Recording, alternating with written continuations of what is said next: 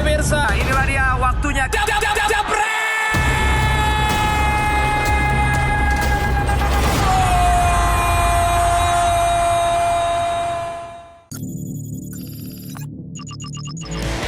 Oke, kalau begitu mending kita langsung tanya ya sama yang bersangkutan.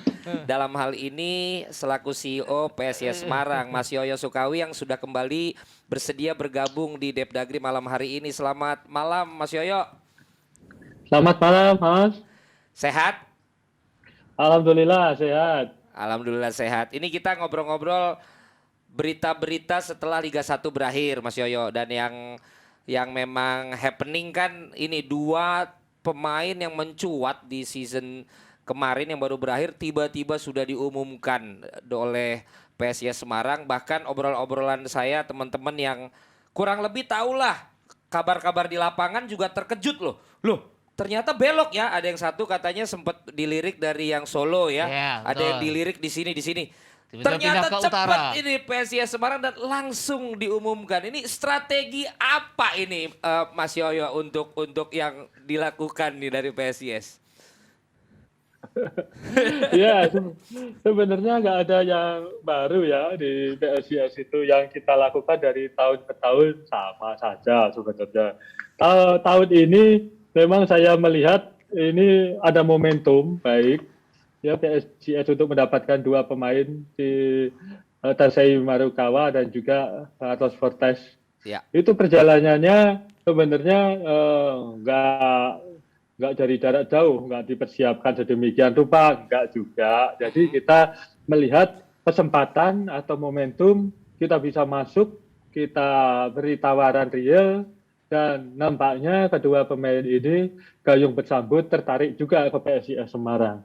Seperti Tarsai Marukawa juga sama. Kita ngobrol tadinya kita nggak juga berpikir sampai ke sana. Kita berpikir wah ini pemain terbaik pasti mahal ini harganya nih bahaya nih. Apalagi di media sosial yang ngejar ke klub-klub top-top semua. Kita juga nggak terlalu mengejar tadinya. Tapi melihat situasi yang berkembang nampaknya Tarsai juga respect dengan kita, maka kita beri tawaran juga dan alhamdulillah dia oke, ya sudah, oke, jalan. Itu saja, nggak ada yang istimewa sebenarnya.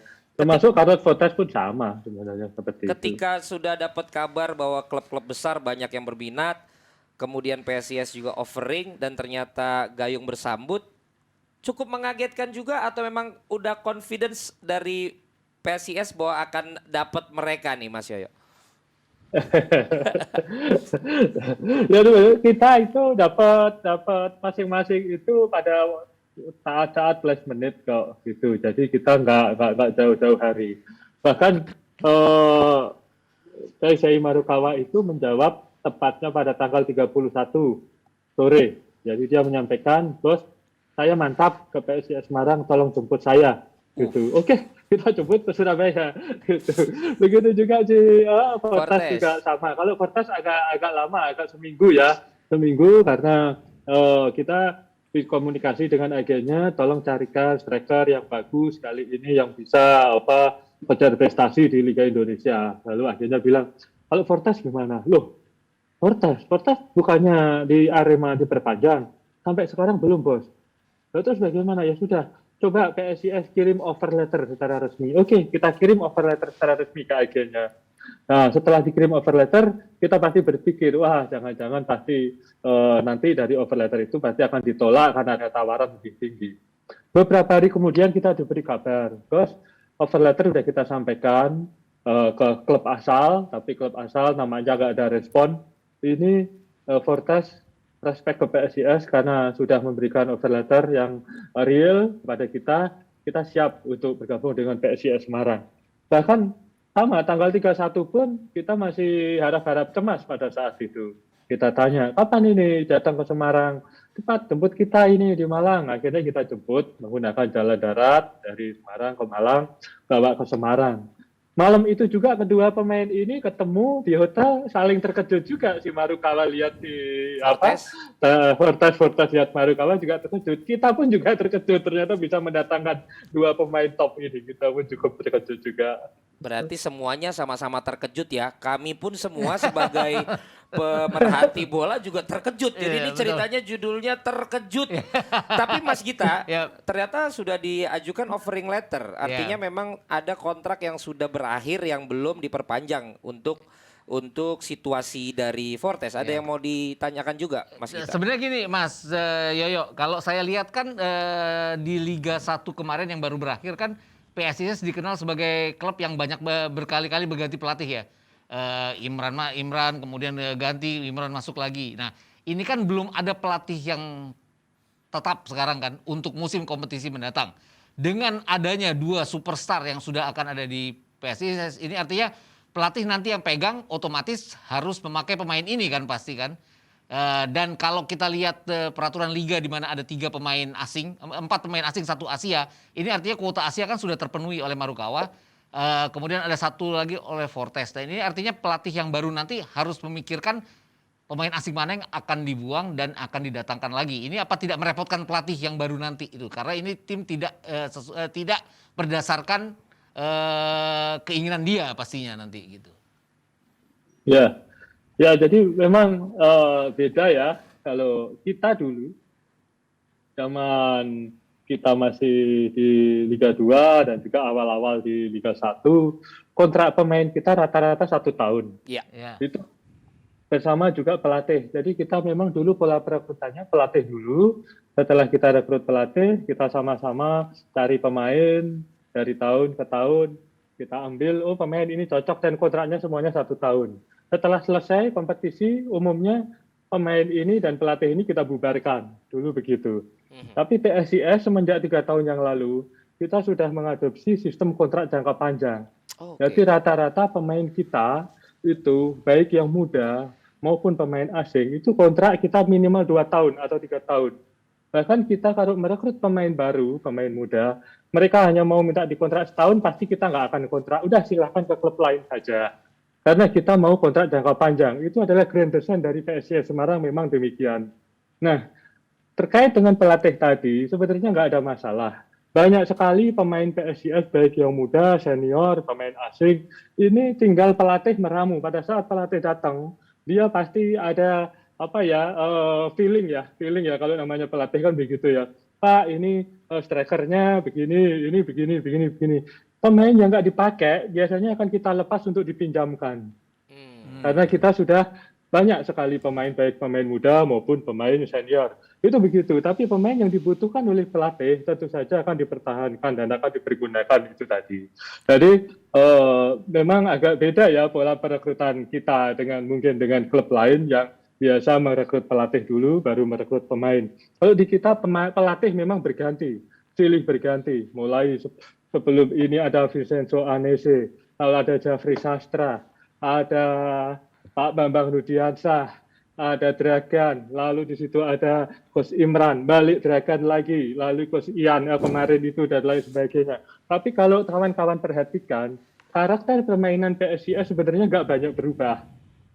Nah, karena kita sudah punya pondasinya dari awal itu tadi. Banyak pemain-pemain kita yang bisa terbaik ini. Jadi kalau di PSIS itu, pelatih itu hanya banyak dia meramu komposisi untuk menjadikan komposisi terbaik, pola latihan dan lain sebagainya. Jadi saya rasa nggak ada masalah, Mas. Kalau dia nggak cocok, kita pasti akan pinjamkan. Bahkan per hari ini pemain asing kita kuotanya masih berlebih.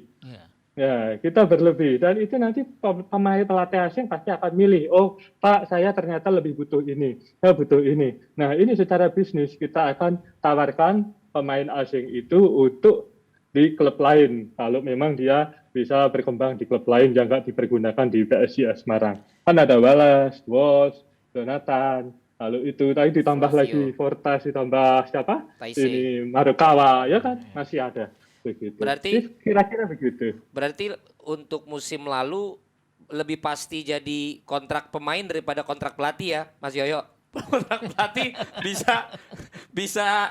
bisa ganti-ganti kemarin dalam evaluasi dari manajemen tim tentunya. Tapi bicara mengenai 2 pemain tadi, Mas Yoyo, ini kelihatannya sangat urgent sekali untuk mengambil 2 pemain ini. Apakah berdasarkan evaluasi untuk prestasi yang lebih baik dari musim lalu menuju ke musim ini, atau memang Ya. this is a business matters karena mungkin Mas Yoyo dan tim juga udah melihat value-nya dua pemain ini setelah dari PSIS pun akan lebih tinggi nih nanti kalau ada tim lain juga yang menginginkan.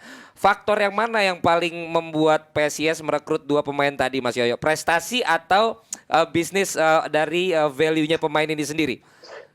Ya, terus terang PSIS sebenarnya sampai hari ini kita masih fokus pemenuhan pemain pada hanya kebutuhan tim saja. Oke. Belum kita berpikir sampai ke jual pemain untuk bisnis. Kita nggak pernah rekrut pemain berdasarkan follower Instagram atau follower media sosial, nggak pernah ya. Ada yang begitu ya Mas Yoyo? Ada yang begitu ya? Nggak tahu. Bahkan kita kalau follower kita sama follower Septian David kan masih kalah itu. Gitu. Ya, masih kalah. Tapi kita sama-sama berkembang sama Septian David. Apalagi sama Arhan itu. Waduh, Iya. udah jutaan katanya itu. Betul, betul, Ya. betul.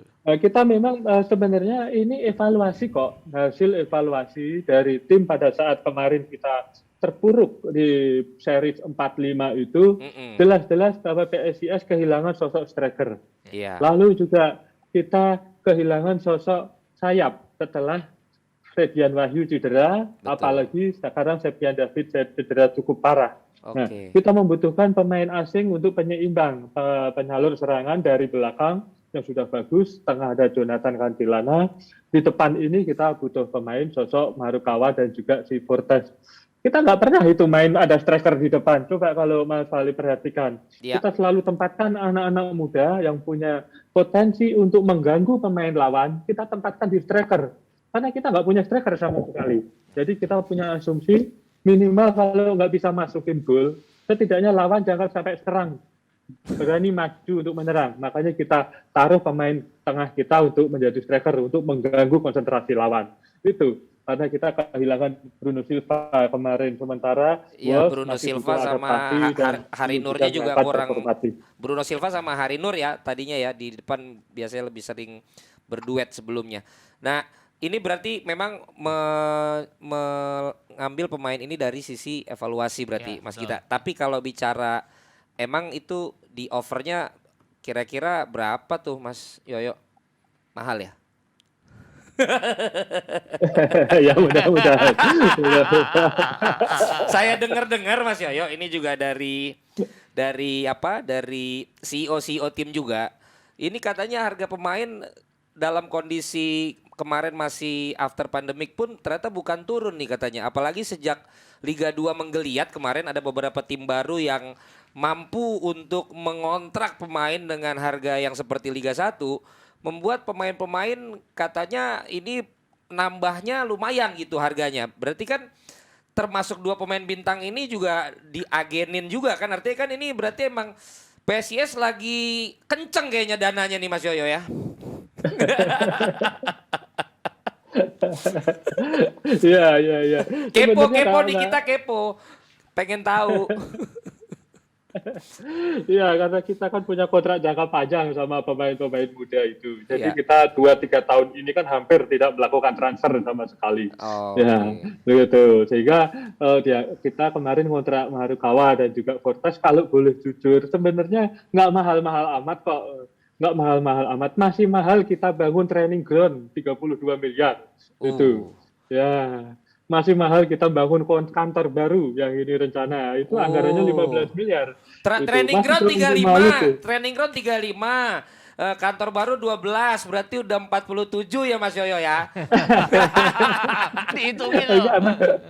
ya masih mahal kita sewa Stadion Citarum kan tiap tahun juga jauh lebih mahal dari kontrak mereka berdua itu. Jadi Sewa- kita memang banyak. Tapi berarti isunya di atas 5M so season sih ada ya Mas Yoyo ya. Waduh, kayaknya ketawa doang nih Mas Yoyo. Mas kita dengar-dengar berapa? Mumpung ada Pak Udah CEO-nya disebut tadi. di atas 5M Iya, kan? sekitar segitu. Satu pemain kan? Iya. Wow, berarti memang harga pemain juga sekarang udah mantep nih. Walaupun belum diiyain sama Mas Yoyo. Tadi pertanyaannya gini Mas Yoyo, ada dalam cerita Mas Yoyo dalam YouTube bahwa memang Marukawa juga salah satunya secara emosional dia sangat senang karena seorang pemain Indonesia di PSIS bisa bergabung ke Tokyo Verdy. Dan cita-cita dia juga bisa menjadi pemain di negaranya sendiri di J-League. Artinya mungkin ada kesempatan dengan adanya hubungan yang baik antara PSIS dengan Liga Jepang, dia satu saat kemungkinan bisa dilirik juga. Nah, dengan strategi proyeksi kontrak jangka panjang, kalau ternyata memang nanti akhirnya dia diminati juga oleh tim J-League 1 atau J-League 2, minta pindah juga, mungkin transfer berarti kalau kontraknya belum habis. Ini apa nggak bertentangan Mas Yoyo dengan program jangka panjang dari PSIS?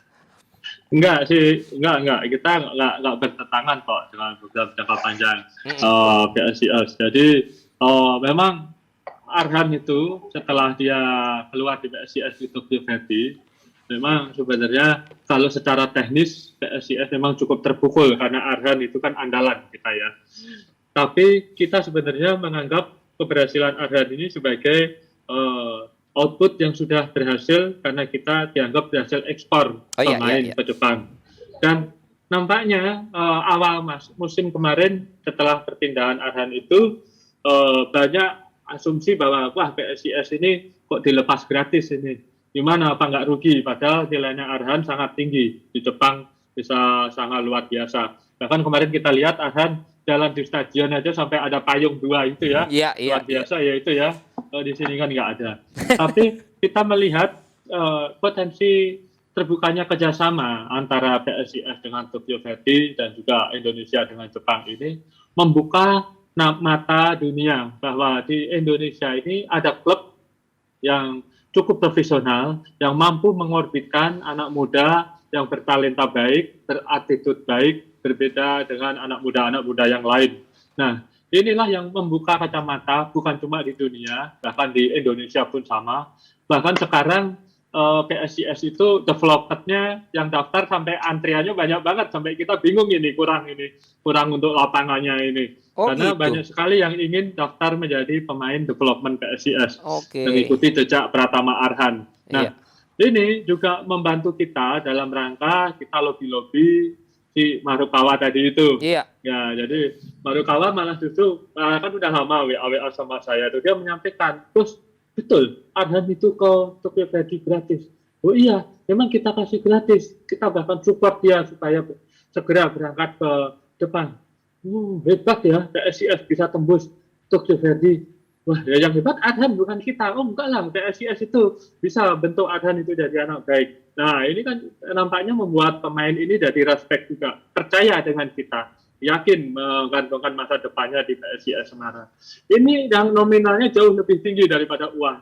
Dan ini nggak mengganggu program-program apapun. Justru kita malah sebenarnya kita punya cita-cita ini, tapi 5 tahun, 6 tahun ke depan. Seperti sudah dipercepat cita-cita ini, udah datang di tahun ini. Bahkan sekarang pemain kita yang satunya lagi si Dewangga sudah mulai nih mau dikejar-kejar klub luar negeri juga. Kita jadi agak pusing juga ini kita ini. Begitu, jadi justru mempercepat program kita untuk ekspor pemain. Semakin banyak kita ekspor pemain, value dari PSIS Semarang pasti akan terus meningkat juga. Ya, di saat nanti kita akan mengejar IPO, itu pasti value kita sudah berada di atas rata-rata klub Indonesia yang lain. Ini sedikit demi sedikit mulai terbuka bisnis plan-nya PSIS nih. Mau IPO, ada training ground, ada kantor baru, pemain baru. Kalau boleh tanya, 2 tahun ini di anggaran berapa Mas Yoyo? PSIS sudah siap berapa ini Mas Yoyo? Ya banyak kalau PSIS banyak. Ini investor kita juga sekarang hebat-hebat cinta bola semua itu. Oh, itu dia sesuai dengan judul kita ya. Berarti ada juga memang untuk bisa perform kepada para investor ya Mas Yoyo ya. Untuk mengelola dan membuat prestasi dengan segala plan yang ada untuk PSIS begitu ya Mas Yoyo. Iya. Oh, berarti ini sih musim depan minimal 1T ada nih PSIS. Dan ini artinya pertanyaan berikutnya adalah silakan. Nah, pertanyaan berikutnya Mas Yoyo, dengan hilangnya Pratama Arhan kan, itu kan kemarin kan yang fenomenal Pratama Arhan dan Afriandra Dewangga kan. Satu center back, satu back kiri. Posisi ini akan digantikan dari rekrutan klub-klub lain ataukah akan dari development itu Pak Mas Yoyo?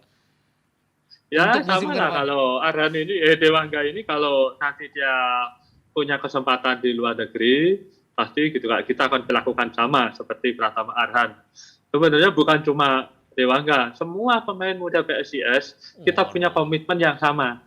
Ini yang membuat anak-anak muda ini loyal dan sabar untuk menimba ilmu di PSIS Semarang untuk menuju prestasi tertingginya dia bermain di luar negeri.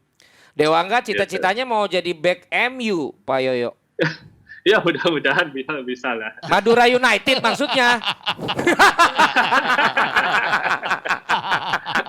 Jadi bisa ganti Maguire lah.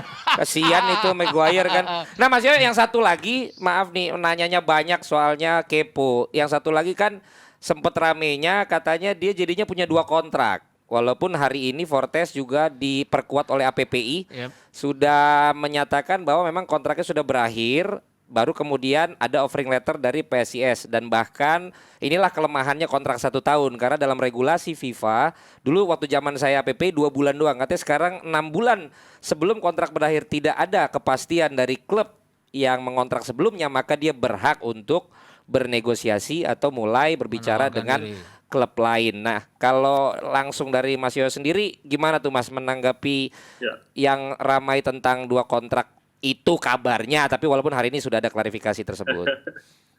Ya memang kalau dari kita sih sebenarnya yang aturan yang dari FIFA itu maupun dari PSSI itu semuanya sudah dicantumkan di dalam kontrak kerja antara klub dengan pemain, dan semua klub Liga 1 tahu kok itu. Rata-rata itu sama, 6 bulan sebelum kontrak berakhir itu harus diadakan minggu ulang. Kalau enggak, itu klub itu sudah punya hak untuk ya berkomunikasi dengan klub lain. Walaupun pemain tersebut belum diperbolehkan untuk menandatangani kontrak baru. Nah, yang patut diketahui bahwa di PSIS itu kontrak kerjanya itu bukan kontrak bulan. Jadi semua pemain PSIS tidak ada yang namanya kontrak bulan Januari sampai Desember. Enggak. Di PSIS itu kontrak kerjanya adalah kontrak musim. Ya, jadi per musim. Kontrak 3 musim gitu. Nah, terus berarti kontraknya jalan kapan? Kalau ada musim. Ya, kalau nggak ada musim, jadi kontrak nggak jalan. Begitu. Kalau di kita begitu. Nah, jadi seperti dengan Fortes itu juga kita punya kesepakatan bahwa kita sudah sepakat nanti apabila musim 2022-2023 mulai. Fortes otomatis kontraknya berjalan. Aktif kontraknya. Ya aktif, sebelumnya nggak aktif gitu, Nah kemarin itu memang sebenarnya kita sudah sempat ingatkan, loh ini Arema masih ada kontrak, kita harus jagalah perasaan dari kawan ini bagaimana. Tapi di Fortes begitu lihat si Marukawa mau dirilis besok harinya, ya aku mau bos, mau dirilis sekarang aja. Kalian bareng-bareng sama si Marukawa. Malah minta bareng. Kalau anaknya udah minta gitu, akhirnya kita rilis dua-duanya. Sebenarnya kita mau rilis 1 aja si Marukawa malam hari itu, pagi itu. Akhirnya dua-duanya karena itu permintaan dia juga ya.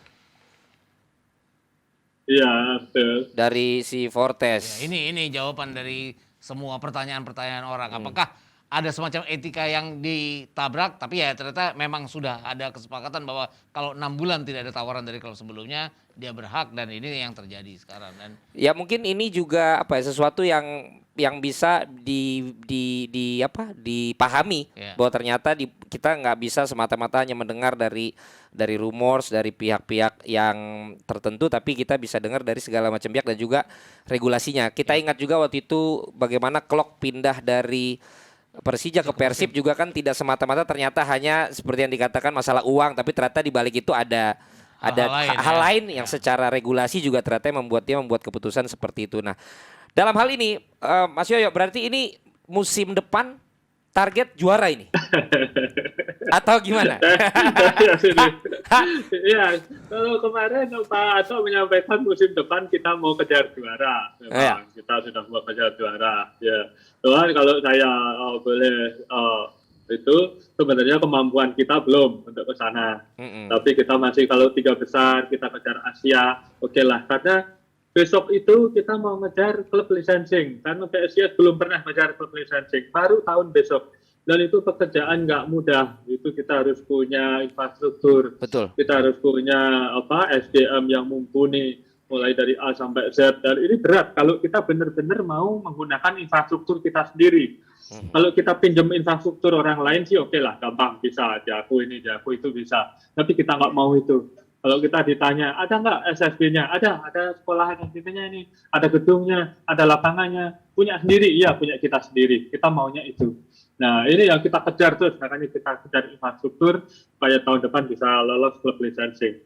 Baru setelah itu kita kejar juara secara maksimal. Oh jadi nggak langsung besok juara, tapi ada planningnya ya Mas Yoyo ya, untuk bisa besok licensing dulu 3 besar main di Asia kan gitu kan. Betul. Tapi sebenarnya missing link untuk jadi juaranya udah tercapai ya dengan adanya pemain nomor 9 dan 10. Widih, lu jangan manas-manasin. Mas Yoyo bilang itu bukan buat tahun depan. Musim tahun depan itu berat banget tahu kondisinya. Ada 3 tim baru yang datang dari Liga 2, ambisi semua loh. Ada tim-tim yang penasaran di musim ini yang udah mepet 4 besar 5 besar kehajar sama Bali United semua. Jadi semakin seru nih Liga 1 kan. Harusnya seperti itu ya. Gitu kan. Bukan begitu Mas Yoyo, betul ya? Iya. Baik pemirsa, inilah dia waktunya.